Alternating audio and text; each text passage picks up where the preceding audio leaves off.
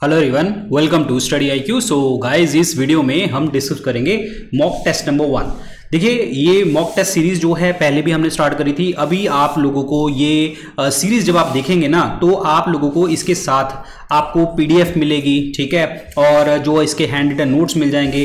तो इसको देखो यार, अच्छे से तरीके से देखो, समझो, और जो है इसमें नोट डाउन करो अपनी चीज़ें। और जितने भी आपके एग्जाम हैं, जैसे पीसीएस हैं, सीडीएस, ईपीएफ, जो भी आप डिफरेंट स्टेट के एग्जाम दे रहे हैं, सब में आपको ये क्लास हेल्प करेगी, क्योंकि मैं इसमें अब लेवल के क्वेश्चन डालूंगा जो 2025 के एग्जाम में आपको हेल्प करेंगे। और इसमें आज हम सेट नंबर 1 डिस्कस करेंगे, और सेट नंबर 1 यानी कि मॉक टेस्ट नंबर 1 में हम इन्वायरमेंट के एमसीक्यू डिस्कस कर रहे हैं, ठीक है। अब ऐसे ही है कि अलग अलग तरीके से अलग अलग वीडियोस जो हैं आपको आएंगे डिफरेंट सब्जेक्ट्स की। तो इन क्लासेस को पता करना कैसे, जैसे आपको क्वेश्चन दिखेगा तो पॉज करना। तो क्योंकि 20 या 25 क्वेश्चन मैं डिस्कस करूंगा आपके साथ, पॉज कर देना उसी टाइम वीडियो क्वेश्चन देखते ही, और आप अपनी ना एक पेज लेना, कॉपी लेना, ठीक है। उस पे 1 का आंसर ये है, 2 का आंसर ये है, 3 का आंसर ये है, 4 का आंसर ये है। और जैसे ही आपने पहले क्वेश्चन का आंसर लिखा, जैसे लेट सपोज आपने ए आंसर लिखा और मैंने आपको पढ़ाया और उसका आंसर आपका बी निकल गया, ठीक है, तो यहां पर आपको क्रॉस मार लेना है। फिर दूसरे का लेट सपोज की बी आंसर है और आपने बी आंसर लगाया, तो आपको टिक मार लेना है। तो कहने का मतलब आपके कॉन्सेप्ट भी तुरंत क्लियर होते जाएंगे, और जहां जहां पे भी आपको गलती नजर आती जाएगी, उसके जो पॉइंट्स होंगे वो प्लीज अपने नोट डाउन करते रहना। और तरीके से ये वीडियो जो स्क्रीन के ऊपर आपको ये मैं लिख रहा हूं, सब चीजें आपको मिल जाएंगी, ठीक है। कुछ भी एडिशनल इंफॉर्मेशन होगा मैं पीपीटी के अंदर ही, इसी के अंदर ही आपको अपलोड करवा दूंगा, तो आपको एक्स्ट्रा मेहनत करने की जरूरत नहीं पड़ेगी। सारे पॉइंट्स भी उसमें कवर हो जाएंगे एक अच्छे तरीके से, ठीक है, लेकिन ध्यान से सुनना पड़ेगा आपको। स्टार्ट करते हैं। और ये वीडियो जो है 10,000 एमसीक्यू कोर्स में अपलोड होगी, और प्लस यही सेम वीडियो जो हमारे बच्चे एसएससी महापैक लेते हैं ना, तो उन लोगों के पास भी ये वीडियो जाएगी, क्योंकि उसमें अलग से हमारा ये कोर्स आता है, ठीक है। चलिए स्टार्ट करते हैं। और बाकी अपडेट्स आप लोगों को सबको टेलीग्राम पे मिलेंगे, यहां पे आप हमेशा कनेक्ट रहा करो। इंस्टाग्राम के ऊपर आप मुझे पर्सनली कनेक्ट कर सकते हैं। Start with the first question. Question क्या कहता है, इनमें से कौन सा सस्टेनेबल डेवलपमेंट गोल है जिसमें हमारा टारगेट है वाटर अवेलेबिलिटी फॉर ऑल, यानी कि पानी सबके लिए जो है अवेलेबल करवाना 2030 तक। तो ये इंडिया में इसका जो मतलब हमने टारगेट है, इसका सस्टेनेबल डेवलपमेंट गोल कौन सा है। फर्स्ट ऑफ ऑल बच्चे, सस्टेनेबल डेवलपमेंट जाने कि सतत विकास का मतलब क्या होता है कि जो आज हमारे पास प्रेजेंट है चीज, हम उसको इस तरीके से यूज करें सो डैट हमारी फ्यूचर जनरेशन यूज कर पाए। इस डेवलपमेंट गोल को दिया था ब्रंटलैंड कमीशन ने, ठीक है। ये ब्रंटलैंड कमीशन नॉर्वे के एक्चुअली प्राइम मिनिस्टर थे। 1987 में ये कमीशन बिठाया था सस्टेनेबल डेवलपमेंट गोल के लिए। हमारे लिए सस्टेनेबल डेवलपमेंट गोल जो है टोटल 17 है, जिसको टारगेट है हमारा 2030 कि 2030 को कंप्लीट करना है, जिसमें अलग अलग से आपके टारगेट्स हैं। उसमें जो वाटर वाला टारगेट है वो है sustainable development goal 6। Sustainable development goal 6 जो है ये आपका गोल है, जिसमें पानी को हमने अचीव करना है, सबको अवेलेबल करवाना है 2030 तक। ये जो 17 डेवलपमेंट गोल्स हैं आपके देखने को मिले हैं, इसको इस्टेब्लिश किया गया है यूनाइटेड नेशन जनरल असेंबली के द्वारा। 2015 में इसको इस्टेब्लिश किया गया था। और इसका जो मेन देखो वही है, जो चीज आज प्रेजेंट है, फ्यूचर में भी वो प्रेजेंट हो, लोग यूज कर पाए। लेकिन हमने बहुत सारे हम चैलेंजेस फेस करते हैं ग्लोबल लेवल के ऊपर, जैसे पॉवर्टी हो गया, गरीबी, ठीक है, इनइक्वालिटी हो गया, और क्लाइमेट चेंज हो गया, इन्वायरमेंटल डिग्रेडेशन हो गया, पीस एंड जस्टिस। ये बहुत सारी ऐसी चीजें हैं जिसके कारण हम इन चीजों को अचीव नहीं कर पाते। और ये 17 जो डेवलपमेंट गोल हैं जो यूनाइटेड नेशन जनरल असेंबली ने 2015 में हमें बताए थे, वो हैं ये वाले। प्लीज इसको सबको याद करना है। मैं हमेशा आपको बताता हूं कि फ्यू, यहां पे वर्ड फ्यू याद रखना, ठीक है। फ्यू वर्ड आप 7 तो जो है याद ही कर पाएंगे। एक सेकेंड, हाँ, फ्यू, ठीक है। ये मतलब 8 तक आप याद कर पाएंगे। फ्यू वर्ड याद रखना, PHEEEU, ठीक है। फ्यू मतलब P इज पॉवर्टी, हंगर और हेल्थ, उसके बाद education, equality, energy and work. तो ये आप याद कर पाएंगे, तो I think this is helpful, ठीक है। और यहाँ पे सस्टेनेबल डेवलपमेंट गोल जो है वो भी क्या है आपका, दैट इज वाटर वाला है यहाँ पे, ठीक है। यहाँ पे 5 हो गया, 5 और 6, ये आपको याद कर लेना है, ठीक है। फ्यू EW याद कर सकते हैं आप इस तरीके से।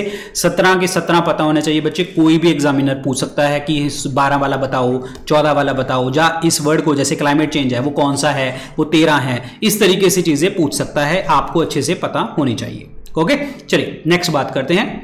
अगला क्वेश्चन क्या कहता है, इनमें से ऐसी कौन सी चीज है जिससे हम कार्बन डाइऑक्साइड को कार्बन साइकिल ऑन अर्थ में ऐड ऑन करते हैं, जिसमें कार्बन डाइऑक्साइड जो है वो ऐड होती है। इसका मतलब ये नहीं है कि कार्बन डाइऑक्साइड हम खा रहे हैं, नहीं, कार्बन डाइऑक्साइड ऐड हो रही है। अब यहां पे अगर देखा जाए फोटोसिंथेसिस का प्रोसेस देखा जाए, बच्चे फोटोसिंथेसिस प्रकाश संश्लेषण में क्या होता है, कार्बन डाइऑक्साइड और आप वाटर देते हैं और फिर क्लोरोफिल आता है, क्लोरोफिल और प्लस जो है सनलाइट 400 to 700 नैनोमीटर की लाइट आ गई और उससे क्या बन गया, ग्लूकोज बन जाता है और ऑक्सीजन निकलती है। तो इसमें कार्बन डाइऑक्साइड यूज हो रहा है यहां पे, लेकिन वो ऐड नहीं हो रहा, तो इसका मतलब ये ऑप्शन आपका गलत बन जाएगा। ओके, रेस्पिरेशन जो सांस लेना होता है वो एक कैटाबॉलिक प्रोसेस होता है। कैटाबॉलिक का मतलब जिसमें चीजें टूटती हैं, जैसे हमारी बॉडी में ग्लूकोज है और आप लोगों ने बाहर से ऑक्सीजन ली, जैसे ऑक्सीजन ली वो किस में टूट जाएगा, कार्बन डाइऑक्साइड, मतलब कार्बन डाइऑक्साइड यहां पे ऐड हो गया है, यहां पे कार्बन डाइऑक्साइड रिलीज हो रहा है तो मतलब ऐड हो रहा है।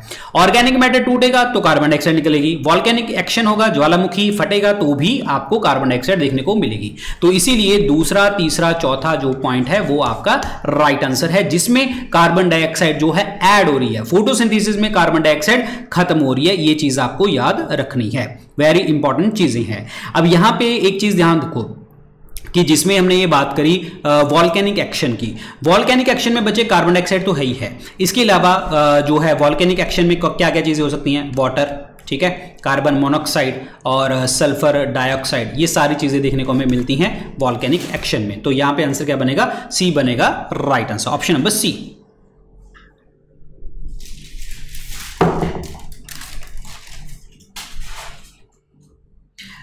चलिए अगला क्वेश्चन की बात करते हैं। नेशनल ग्रीन ट्राइब्यूनल एक्ट 2010, इसमें बात करता है कॉन्स्टिट्यूशन के साथ क्या प्रोविजन है इसकी। देखो, नेशनल ग्रीन ट्राइब्यूनल बच्चे वो होता है जो इन्वायरमेंट केसेस को संभालता है, 2010 में बना था, main headquarter is in new Delhi, बाकी रीजनल हेडक्वार्टर्स बहुत सारे हैं। अब बात यहां पे ये आती है कि ये प्रोविजन हमारे संविधान के साथ कैसे जुड़ता है। नंबर 1 कि right to healthy environment as a part of right to life under article 21, मतलब हेल्दी इन्वायरमेंट रखना वो राइट टू लाइफ का पार्ट है अंडर आर्टिकल 121, यस, ये आपका राइट है, बिल्कुल, राइट टू हेल्दी इन्वायरमेंट रखना हमारे आर्टिकल 21 में आता है, तो this is again important one, ठीक है। नेक्स्ट दूसरा पॉइंट क्या कहता है, provision of grants for raising the level of administration in the scheduled area for the welfare of scheduled tribe under article 275(1). देखो, ये जो आर्टिकल है 275(1), ये बिल्कुल सही है कि यहां पे हम ग्रांट्स प्रोवाइड करते हैं स्केड्यूल्ड एरिया की एडमिनिस्ट्रेशन के लिए, जिसमें हम स्केड्यूल्ड ट्राइब्स की वेलफेयर करते हैं। बट इसका मतलब इसके साथ तो कोई जुड़ा नहीं है ना, एनजीटी के साथ थोड़ा जुड़ा। एनजीटी जो है वो नेशन वाइड है, इन्वायरमेंटल के साथ लिंक करता है, लेकिन वो शेड्यूल्ड एरिया के साथ थोड़ा लिंक करता है। ये पॉइंट, ये लाइन बिल्कुल सही है, लेकिन ये नेशनल ग्रीन ट्राइब्यूनल के साथ कोई भी पॉइंट नहीं जुड़ता।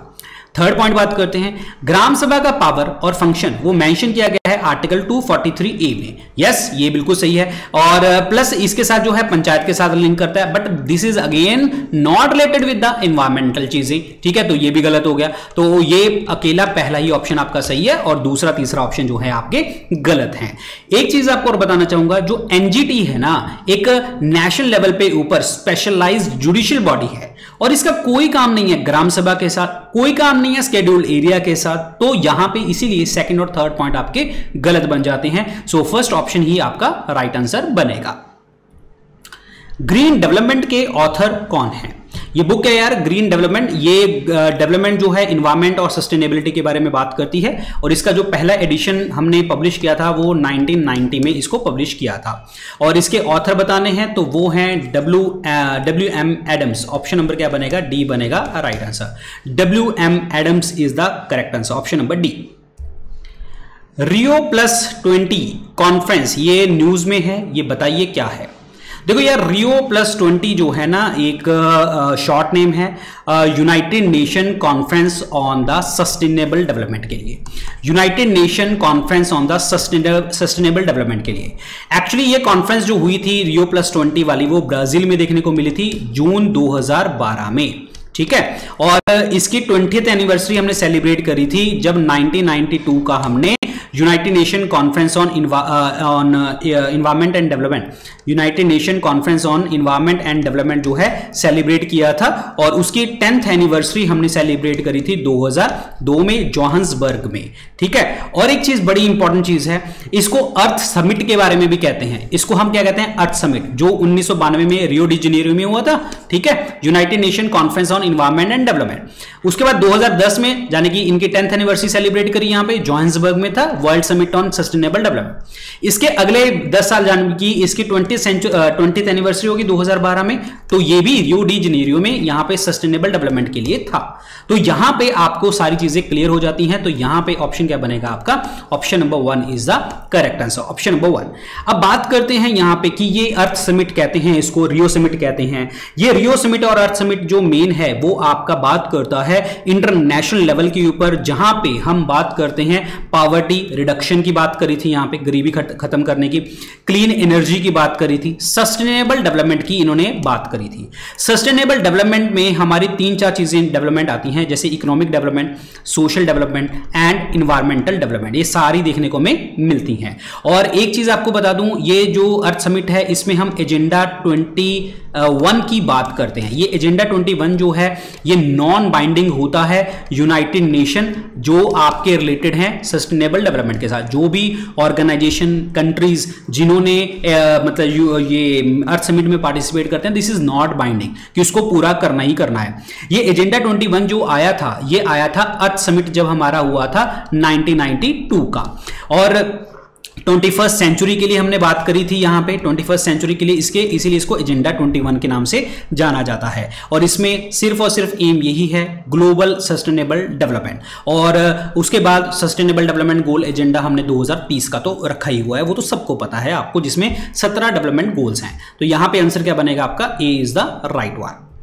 चलिए नेक्स्ट बात करते हैं, इनमें कौन सी चीजें जो हैं, 4 कंपोनेंट्स बताइए जो इकोसिस्टम का पार्ट बनती हैं। इकोसिस्टम में हमारे बहुत सारी चीजें हैं, जिसमें एबायोटिक फैक्टर्स और बायोटिक फैक्टर्स देखने को मिलते हैं। बायोटिक जिसमें लिविंग, जैसे प्रोड्यूसर, कंज्यूमर और प्रोड्यूसर, कंज्यूमर, डिकम्पोजर्स वगैरह, और एबायोटिक जिसमें नॉन लिविंग चीजें देखने को हमें मिलती हैं। नॉन लिविंग में जैसे सनलाइट हो गया, वाटर हो गया, पीएच हो गया, सैंड हो गया, सॉइल हो गया, ये सब चीजें देखने को हमें मिलती हैं। तो यहाँ पे 4 मेन कंपोनेंट कौन कौन से हैं यहाँ पे? तो 4 मेन कंपोनेंट देखने को मिलते हैं, abiotic material, producers, consumers and decomposers, option number C. क्योंकि एबायोटिक तो मैंने आपको बता दिया, जिसमें नॉन लिविंग चीजें आएंगी। सनलाइट हो गया, ठीक है, सनलाइट हो गया, जिसमें आपका सनलाइट हो गया, जिसमें एयर हो गया, वाटर हो गया, सॉइल हो गया, वगैरह वगैरह। ये प्रोड्यूसर्स, कंज्यूमर एंड डीकंपोजर्स की अगर हम बात करते हैं तो these are the biotic factors, ये याद रखना है आपको, ठीक है। और फादर ऑफ इकोसिस्टम की अगर हम बात करें, फादर ऑफ इकोसिस्टम कौन है?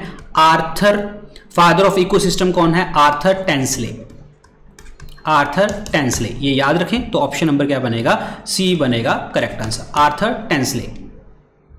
चलिए, इकोसिस्टम वर्ड का मतलब क्या होता है? देखो, इकोसिस्टम का मतलब यहां पे ये होता है जिसमें सारे ऑर्गेनिज्म, एबायोटिक कंपोनेंट्स इन्वायरमेंट के, वो एक ही जगह के ऊपर होते हैं, तो उसे हम क्या कहते हैं? इकोसिस्टम। मतलब सारे organism, living and non living चीजें। और जो इकोलॉजी जो होती है ऑर्गेनिज्म और इन्वायरमेंट के साथ डील करती है। ये इकोसिस्टम एक तरह की कम्युनिटी होती है जिसमें बहुत सारे ऑर्गेनिज्म एक ही इन्वायरमेंट में रहते हैं और जीवित रहते हैं, तो उसे हम क्या कहते हैं? इकोसिस्टम के नाम से जानते हैं। Community of organism together with the environment in which they live, community of organism together with the environment in which they live, जिसमें वो रहते हैं। बहुत सारे टाइप के इकोसिस्टम होते हैं, जैसे धरती पे टेरेस्ट्रियल हो गया, फॉरेस्ट में जंगल वाले हो गए, ग्रासलैंड वाले हो गए, डेजर्ट वाले, टुंड्रा, फ्रेश वाटर, मरीन। तो these are the different ecosystem, ध्यान रखें। तो इसमें लिविंग और नॉन लिविंग चीजें दोनों साथ में देखने को मिलती हैं और एक ही इन्वायरमेंट में रहते हैं, तो उसको हम क्या कहते हैं? आपका दैट इज इकोसिस्टम कहते हैं। और हमने वर्ड तो बात कर ही ली है कि ये वर्ड हमें आर्थर टेंसले ने दिया था, यानी कि father of ecosystem is Arthur Tansley, याद रखें, option number C.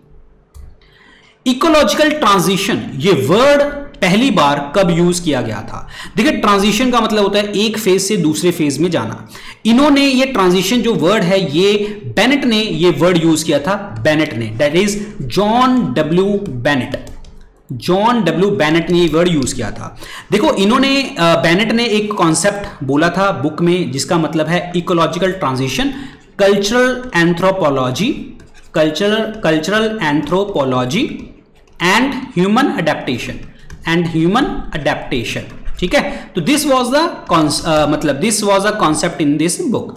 Ecological transition जो है वो बात क्या करता है, ह्यूमंस के साथ और उसके फिजिकल इन्वायरमेंट के साथ। मतलब इसमें क्या रिलेशनशिप है, ह्यूमंस एंड फिजिकल इन्वायरमेंट का क्या रिलेशनशिप है, वो होता है इकोलॉजिकल ट्रांजिशन। और इसमें बहुत सारी जो अप्रोचेस जो है असेस करी जाती हैं, कल्चरल एंथ्रोपोलॉजी यूज करी जाती है, कल्चर चीजें, इकोनॉमिक, सोशल, बिहेवियर, ये सब चीजें यूज करी जाती हैं।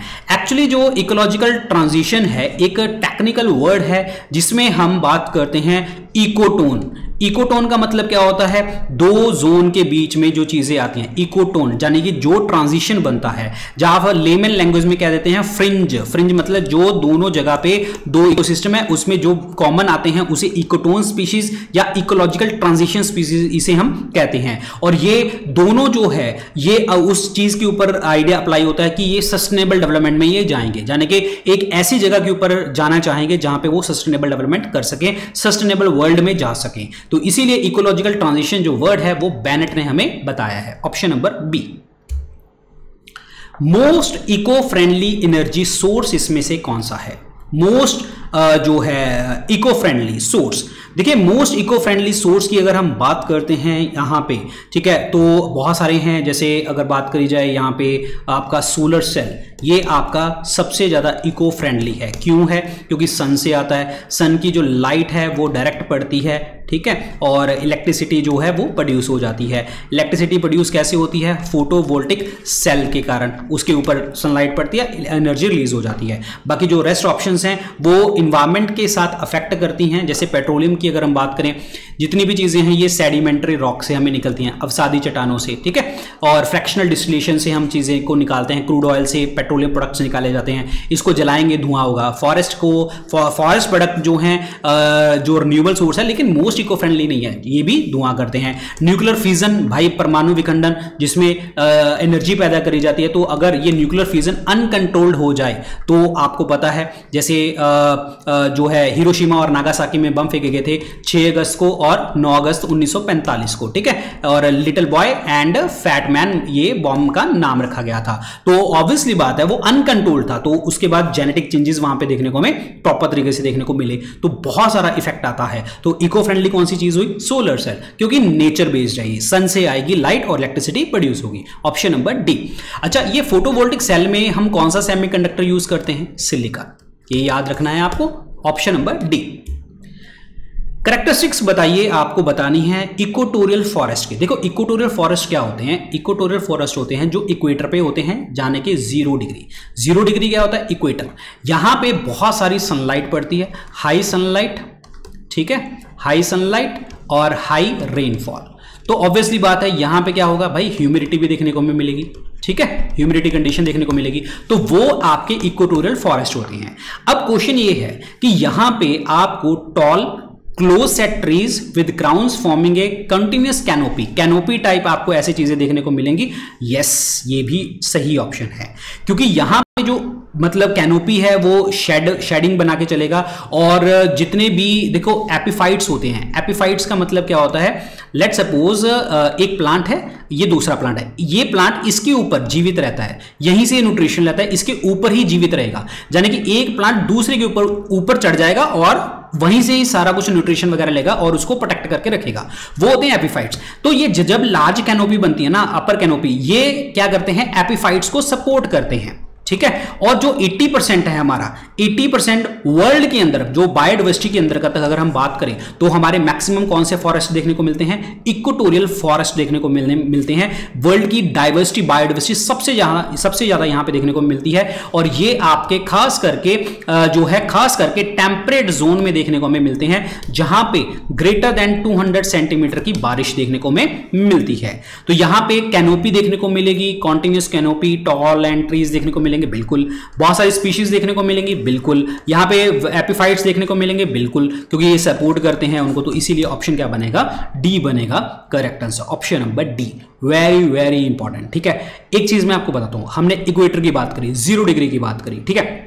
ये एक्चुअली 0 डिग्री से 5 डिग्री देखने को मिलते हैं नॉर्थ एंड साउथ में, 0 डिग्री एंड 5 डिग्री के ऊपर। और यहां पे कोई कोरिलिस फोर्स नहीं होती, कोई ट्रॉपिकल साइक्लोन नहीं आता। खास करके ये जो इक्वेटोरियल फॉरेस्ट हैं, ये हमें देखने को मिलते हैं अमेजोन में, ठीक है। Amazon forest, Congo, Malaysia, East Indies, ये सब जगह पे देखने को मिलते हैं, option number D. The main reason of climate change is, जलवायु परिवर्तन का जो प्रमुख कारण है वो क्या है। देखिए, जलवायु परिवर्तन क्या होती है, जलवायु परिवर्तन होती है कि अर्थ क्लाइमेट जो है वो बदल रहा है, एटमॉस्फेयर के साथ बहुत सारी इंटरेक्शन, जैसे कि geological, chemical, biological, geographical factors बहुत सारे आते हैं, इसके साथ कनेक्ट होते हैं और क्लाइमेट बदलता है। क्लाइमेट चेंज का जो मेन रीजन है वो यही है कि ग्रीन हाउस गैसेज का एमिशन होना।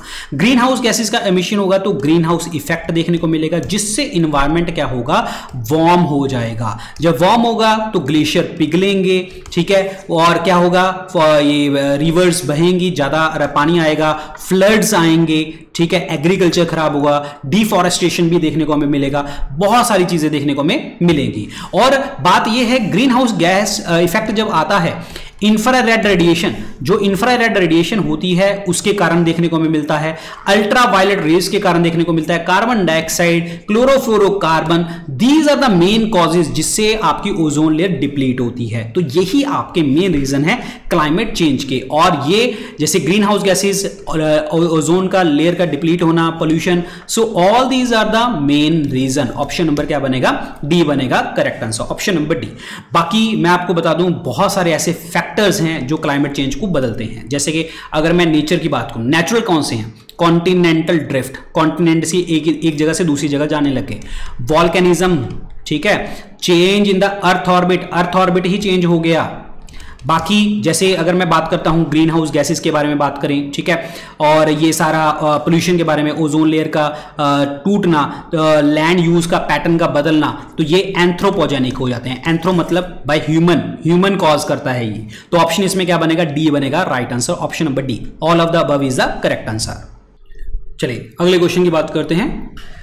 इसमें से कौन सी ऐसी कंट्री है जो लार्जेस्ट एमिटर है कार्बन का। देखो यार, सीधी सी बात है, कार्बन मतलब कार्बन डाइऑक्साइड का एमिशन, ठीक है। और अगर हम बात करें तो चाइना जो है वो लार्जेस्ट कंट्रीब्यूटर है कार्बन डाइऑक्साइड का।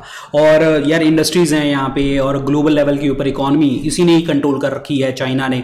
कुछ भी चीज़ हो, चाइना चाइना चाइना ही आता है। और वैसे भी आपको बता दूं, कार्बन डाइऑक्साइड का जो प्राइमरी सोर्स है, कार्बन डाइऑक्साइड निकलती कहाँ से है, मेनली फॉसिल फ्यूल से, और ये यूज करते हैं यार, तो ऑब्वियसली बात है कार्बन डाइऑक्साइड निकलेगी। Option number B.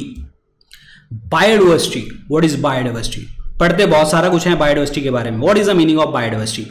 बायोडाइवर्सिटी का मतलब होता है जहां पे प्लांट्स हैं, जहां पे एनिमल्स हैं, पूरे एक इकोसिस्टम में रहते हैं, उसे हम क्या कहते हैं, बायोडाइवर्सिटी, यानी कि जैव विविधता के नाम से जाना जाता है। और इसमें बायोडाइवर्सिटी में डिफरेंट टाइप्स की जो कम्युनिटीज होती हैं वो देखने को हमें मिलती हैं। डिफरेंट टाइप्स की कम्युनिटीज देखने को मिलती हैं, जैसे अल्फा हो गया, बीटा हो गया, गामा हो गया, ये हम डिस्कस करेंगे। बट प्लांट्स और एनिमल्स अगर एक कम्युनिटी में रहते हैं, एक जगह पे रहते हैं, तो उनको हम बायोडाइवर्सिटी कहते हैं। तो range of different species in an environment, तो इसे हम क्या कहते हैं भाई, और बायोडाइवर्सिटी के नाम से जानते हैं। Option number 1। Now what is the meaning of alpha biodiversity. देखिए, अल्फा डाइवर्सिटी का मतलब ये होता है कि जहां पे आपकी डाइवर्स स्पीशीज हैं, एक पर्टिकुलर डिफाइंड एरिया में, पर्टिकुलर डिफाइंड एरिया और हैबिटेट में रहते हैं, क्वांटिफाई करते हैं, उसे हम अल्फा डाइवर्सिटी के नाम से जानते हैं। जहां पे बहुत सारी स्पीशीज रिचनेस देखने को मिलेगी, ठीक है, और इवननेस भी होगी, मतलब ऐसा नहीं कहीं पे ज्यादा कहीं पे कम ना, इवननेस बराबर होंगे, तो दैट इज कॉल्ड अल्फा, यानी कि within the defined area, within the area. Okay, so now we will discuss the beta diversity. Beta diversity का मतलब क्या होता है, ये डिफरेंस एग्जामिन करती है कंपोजिशन में बिटवीन द 2 और मोर हैबिटेट। एक हैबिटेट ये है, 2 हैबिटेट ये है, तीसरा हैबिटेट ये है। अब इसमें जो अलग अलग तरीके से डिफरेंस आ रहा है, ठीक है, स्पीशीज कॉम्पोजिशन का, इस 1 में अलग है, 2 में अलग है, 3 में अलग है, स्पीशीज कॉम्पोजिशन का डिफरेंस, इसको एग्जामिन करना इज कॉल्ड बीटा डाइवर्सिटी, जिसमें स्पीशीज जो हैं एक एरिया में ज़्यादा, एक एरिया में कम, वगैरह वगैरह। और इसमें हम कंपैरिजन करते हैं, जैसे ग्रासलैंड, घास का मैदान, और फॉरेस्ट। ठीक है, घास के मैदान में क्या है, फॉरेस्ट में क्या है। जब हम कंपैरिजन करें डिफरेंट स्पीशीज का तो दैट इज कॉल्ड बीटा। ठीक है, एक होती है आपकी गामा डाइवर्सिटी। गामा डाइवर्सिटी का मतलब क्या है, जिसमें टोटल स्पीशीज होंगी यहां पे अक्रॉस ऑल द, यानी कि यहां पे जो टोटल स्पीशीज है, डाइवर्सिटी जो है लार्ज ज्योग्राफिकल रीजन में हमें देखने को मिले, जिसमें डिफरेंट हैबिटेट्स होते हैं, जिसमें डिफरेंट हैबिटेट्स होते हैं और पर्टिकुलर एरिया के अंतर्गत। तो इसका मतलब क्या है, गामा मतलब क्या है कि ओवरऑल डाइवर्सिटी, मतलब एक पूरे पर्टिकुलर एरिया में जिसमें डिफरेंट हैबिटेट्स होते हैं, उसे हम गामा डाइवर्सिटी कहते हैं। रिपीट करता हूं दोबारा से, देखो डाइवर्सिटी क्या होता है, प्लांट्स और एनिमल्स एक कम्युनिटी में रहते हैं तो डाइवर्सिटी, बायोडाइवर्सिटी। ठीक है, अल्फा क्या हो गया, पर्टिकुलर एक एरिया में रहती हो। ठीक है, बीटा डाइवर्सिटी क्या होगा, इसमें 1 2 3, यानी कि इनमें डिफरेंसेस क्या हैं, कॉम्पोजिशन के डिफरेंसेस क्या हैं, उसको एग्जामिन करना इस बीटा। और गामा क्या है, ओवरऑल का मतलब क्या है कि जहां पे टोटल डाइवर्सिटी, एक एरिया में ये है, दूसरे हैबिटेट में ये है, तीसरे में ये है, चौथे में ये है, डिफरेंट हैबिटेट्स में अलग अलग टाइप की जो ये स्पीशीज रहती हैं, तो दैट इज कॉल्ड गामा। तो ऑप्शन इसमें क्या बनेगा आपका, 1 इज द करेक्ट आंसर। तो अल्फा बीटा गामा मैंने डिटेल में आपसे डिस्कस कर दिया, ये पेपर में आते हैं। हॉटस्पॉट बायोडाइवर्सिटी इंडिया में क्या है, देखो एक चीज मैं आपको बता देता हूं, कंजर्वेशन इंटरनेशनल जो है ये हमें टाइम टू टाइम जो है ये बताती रहती है बायोडाइवर्सिटी हॉटस्पॉट्स कौन से हैं, जिसमें इंडिया में वेस्टर्न घाट है, ईस्टर्न घाट है, वगैरह वगैरह आते हैं। ठीक है, इंडिया में अगर हम बात करते हैं तो 4 हमारे बायोडाइवर्सिटी हॉटस्पॉट्स हैं, जिसमें आपका हिमालयस वाला पार्ट आता है, वेस्टर्न घाट वाला पार्ट आता है, और इंडो बर्मा रीजन वाला पार्ट आता है, और सुंडालैंड वाला पार्ट आता है, जिसमें अंडमान निकोबार आइलैंड के पास की चीजें देखने को मिलती हैं। तो इसका जो आंसर बनेगा वो क्या बनेगा, ईस्टर्न हिमालयस एंड वेस्टर्न घाट, यानी कि पूर्वी हिमालय और पश्चिमी घाट। अगर मैं यहां पे वेस्टर्न घाट की बात करता हूं तो इसे हम सह्याद्री जो है, सह्याद्रीज माउंटेन्स के नाम से जानते हैं। और इसमें बहुत सारे एरियाज, जैसे कि केरला की बात करते हैं, केरला, तमिलनाडु, कर्नाटका, गोवा, महाराष्ट्र एंड गुजरात, तो ये एरिया जो है आपके कवर देखने को मिलते हैं, ये स्टेट्स आपकी कवर देखने को मिलती हैं। Very important. ठीक है, तो ऑप्शन इसमें क्या बनेगा आपका, C, western Ghat and eastern Himalayas is the right answer, option number C. Endangered species, यार ये रट्टा मारना पड़ेगा आपको। ठीक है, इंडेंजर्ड स्पीशीज कौन सी हैं, देखो international union of conservation of nature, जिसके हेडक्वार्टर ग्लैंड में है, ये हमें थ्रेटन्ड जो मतलब खत्म हो सकती हैं, थ्रेटन्ड स्पीशीज प्लांट्स और एनिमल्स का डेटा हमें प्रोवाइड करता है। ठीक है, जिसे हम कहते हैं रेड लिस्ट जारी करता है ये। तो इंडेंजर्ड स्पीशीज में यहाँ पे कौन कौन सी कैटेगरीज आती हैं, जैसे great Indian bustard, musk deer, red panda, Asiatic wild ass, ये सब कुछ देखने को हमें मिलता है। तो ऑप्शन नंबर क्या बनेगा, 1 is the correct answer. Great Indian bustard, musk deer, red panda, Asiatic wild ass, ये सब देखने को हमें मिलेगा, ऑप्शन नंबर 1। अब यहाँ पे देखो यार, ये आपको प्लीज याद करना है, रट्टा मारना है, पढ़ लो भाई, अच्छे से पढ़ लेना। ठीक है, जैसे ये पूछा जाता है बहुत बार, ये रेड पांडा जो मैंने ब्लैक कर रखे हैं, ये पेपर में बहुत बार पूछे जाते हैं। तो क्रिटिकली इंडेंजर्ड और इंडेंजर्ड मैंने आपको बता दिया है, तो please have a look. Okay, चलिए, मॉन्ट्रेक्स रिकॉर्ड, इंटरनेशनल इंपॉर्टेंस के लिए जो वेटलैंड होते हैं, अगर उसको मॉन्ट्रेक्स रिकॉर्ड में डाल दिया जाए तो इसका मतलब क्या होता है, इसका मतलब ये होता है कि यहाँ पे इकोलॉजिकल करैक्टर्स में चेंजेस आ रहे हैं, जिसका रीज़न क्या है, ह्यूमन इंटरफेरेंस, यानी कि ह्यूमंस वहाँ पे वेटलैंड्स में कुछ गड़बड़ कर रहे हैं, इकोलॉजिकल करैक्टर जो है वो बदल रहा है, इसीलिए उसे हम मॉन्ट्रेक्स रिकॉर्ड के नाम से जानते हैं। So change in the ecological characters have occurred और अकरिंग और are likely to occur in the wetland as a result of human interference. Option number 1 is the correct answer, option number 1, very very important. ठीक है, ये एक actually एक register होता है wetland sites का, जो इंटरनेशनल इंपॉर्टेंस के लिए जरूरी होती हैं। ये एक पार्ट होता है रामसर साइट्स का, रामसर साइट्स का पार्ट देखने को मिलता है। इसका मेन ऑब्जेक्टिव यही है कि ये असिस्टेंस प्रोवाइड करते हैं डेवलप्ड और डेवलपिंग कंट्रीज को, जिससे प्रॉब्लम्स हैं वो आपकी सॉल्व हो पाए। मॉन्ट्रेक्स रिकॉर्ड में जैसे आपका केवलादेव केवला देव नेशनल पार्क है राजस्थान में, लोकतक लेक जो मणिपुर में है, ठीक है, और ये सब चीजें आपकी मॉन्ट्रिक्स रिकॉर्ड में देखने को हमें मिलती हैं। Option number 1। कहां पे ओजोन को प्राइमरीली रखते हैं हम? तो प्राइमरीली जो है तो सबको पता होगा, ये बेसिक क्वेश्चन है, समतापमंडल में, स्ट्रेटोस्फीयर में। ओजोन अल्ट्रावायलेट रेस से हमें बचाता है, कहां में? स्ट्रेटोस्फीयर में। अगर इसकी थिकनेस को मापना हो तो वो हम मापते हैं डॉप्सन यूनिट से। Okay, simple. लेकिन ओजोन जो होती है ना वो दो तरीके की होती है, एक होती है बैड ओजोन, एक होती है गुड ओजोन। ये गुड ओजोन जो है आपकी स्ट्रेटोस्फीयर में होती है, जो जिसमें हम कहते हैं कि अल्ट्रावायलेट रेस से हमें बचाते हैं। बैड ओजोन जो होती है ये आपके ट्रोपोस्फीयर में है, यानी कि शोभ मंडल में देखने को हमें मिलती है, और यहां पे क्या होता है कि धरती से जो भी पोल्यूशन जाता है वो यहां पे आके जम जाता है, ठीक है। और जब ये यहां पे आपको पता है ट्रोपोस्फीयर में जैसे रेनफॉल है, क्लाउड्स का फिनोमिना है, नेचुरल फिनोमिनाज हैं, वो यहीं पे हमें देखने को हमें मिलते हैं, कहां पे? ट्रोपोस्फीयर में। अब जब ये सारे बादल यहां पे जम जाएंगे और अब रेनफॉल होगी, नीचे आएगी, तो वो एसिड रेन की फॉर्म में देखने को हमें मिलेगी। और वो एसिड रेन कौन सी है? Sulphur dioxide plus nitrogen dioxide देखने को हमें मिलती है। तो दैट इज कॉल्ड आपका bad ozone. Option number B बनेगा right answer, option number B, ठीक है। एक चीज मैं आपको बताता हूं, देखिए हमारे जो बैड ओजोन, चलो ये तो हो ठीक है, जैसे United nation framework convention and climate change है, उसने बोला है कि 6 चीजें हैं जो ग्रीन हाउस इफेक्ट शो करती हैं। सॉरी, ये जो है ओजोन डिप्लीटिंग सब्सटेंसेस हैं, ओजोन को ये ओजोन को डिप्लीट कर देते हैं, ठीक है। वैसे तो बहुत सारे हैं, जैसे कि अगर मैं बात करता हूं एग्जांपल के तौर पे जो है क्लोरोफ्लोरोकार्बन हो गया, हाइड्रोफ्लोरोकार्बन हो गया, हेलोन, ठीक है, methyl bromide, carbon tetrachloride and methyl chloroform लिख भी देता हूं मैं, अगर फॉर्मूला तो वैसे आएगा नहीं आपको, मिथाइल क्लोरोफॉर्म। ओके, तो ये याद रखना।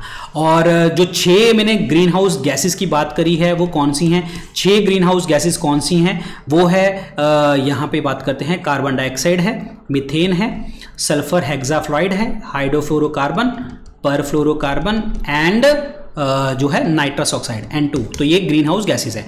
ये 6 green house gases green house effect भी शो करती हैं।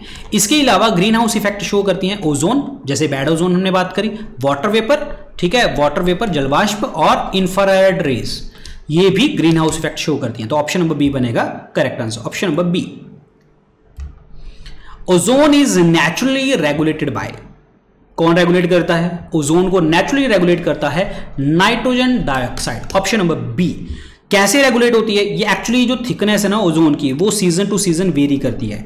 इसकी जो थिकनेस है वो हाईएस्ट हो जाती है जब आपको स्प्रिंग सीजन होता है, पतझड़ का मौसम, और लोएस्ट कब होती है? जब देखने को मिलती है रेन, बारिश, ठीक है। और इसकी थिकनेस को हम मेजर करते हैं डॉप्सन यूनिट में, और एक डॉप्सन यूनिट जो होती है वो 0.01 mm थिकनेस देखने को मिलती है, जिसमें प्योर ओजोन 0 डिग्री टेम्परेचर के ऊपर और 1 ATM प्रेशर देखने को हमें मिलता है यहां पे। तो ऑप्शन इसमें क्या बनने वाला है आपका? बी बनेगा राइट आंसर, याद कर लेना अच्छे तरीके से, ऑप्शन नंबर बी। क्लोरोफ्लोरोकार्बन, ये ओजोन डिप्लीटिंग सब्सटेंसेस में कहते हैं कि हाँ यार ओजोन को डिप्लीट करते हैं, लेकिन कुछ में चीज यूज भी होती है। कहां कहां पे ये चीजें यूज होती हैं? देखो, प्लास्टिक फॉर्म में बिल्कुल, ठीक है, ट्यूबलेस टायर्स में नहीं, और इलेक्ट्रॉनिक कंपोनेंट्स में यूज होती है बिल्कुल, और एरोसोल कैंस में यूज होती है बिल्कुल। 1, 3, 4 बनेगा राइट आंसर। रट्टा मार लेना, रट्टा इसलिए कह रहा हूं क्योंकि ये स्टेटमेंट याद होनी चाहिए, सीधा सीधा plastic, electronic component and aerosol can में यूज किया जाता है यहां पे। क्लोरोफ्लोरोकार्बन जो होती है ना, एक्चुअली नॉन टॉक्सिक होती है, टॉक्सिक नहीं होती, नॉन फ्लेमेबल होती है, आग नहीं लगती यहां पे, ठीक है। और ये यूज की जाती है एरोसोल स्प्रे में, और जितने भी फोम है, पैकेजिंग मटेरियल है, रेफ्रिजरेंट्स हैं, इनमें यूज करी जाती है यहां पे। तो दिस इज वेरी इंपॉर्टेंट, ठीक है। So 1, 3, 4 is the correct answer, 1, 3, 4, option number C बनेगा करेक्ट आंसर। बाकी बच्चे देखो, ये फर्स्ट सेट था, आपको कुछ क्वेश्चंस पता होंगे, ठीक है, क्योंकि बहुत कुछ पढ़ चुके हो मेरे से, और लेकिन हम क्वेश्चन उस तरीके की ट्राई करेंगे जो डिफरेंट एग्जाम्स में अब आ सकते हैं, और थोड़े से लेवल के क्वेश्चन डिस्कस करेंगे। आज जैसे हमने इन्वायरमेंट डिस्कस किया, हो सकता है कल हम पॉलिटी या हिस्ट्री डिस्कस करें। डिफरेंट सब्जेक्ट्स की रेगुलर क्लासेस होंगी आपकी, 20 से 30 क्वेश्चन मैं रेगुलर डालूंगा, तो उसको मॉक टेस्ट के रूप में देखो, जैसे मैंने स्टार्टिंग में बताया था। बाकी अपडेट्स सारे के सारे आपको टेलीग्राम पे मिलेंगे, तो यहां पे कनेक्ट होते रहना। और इंस्टाग्राम के ऊपर आप मुझे फॉलो कर सकते हो। और बाकी बच्चों को बताओ हमारे कोर्स के बारे में। अपडेट्स यहीं पे आएंगे, सब अपडेट्स यहीं पे आएंगे अब। Thank you so much, good luck guys, take care, bye bye, जय Hind, thank you so much.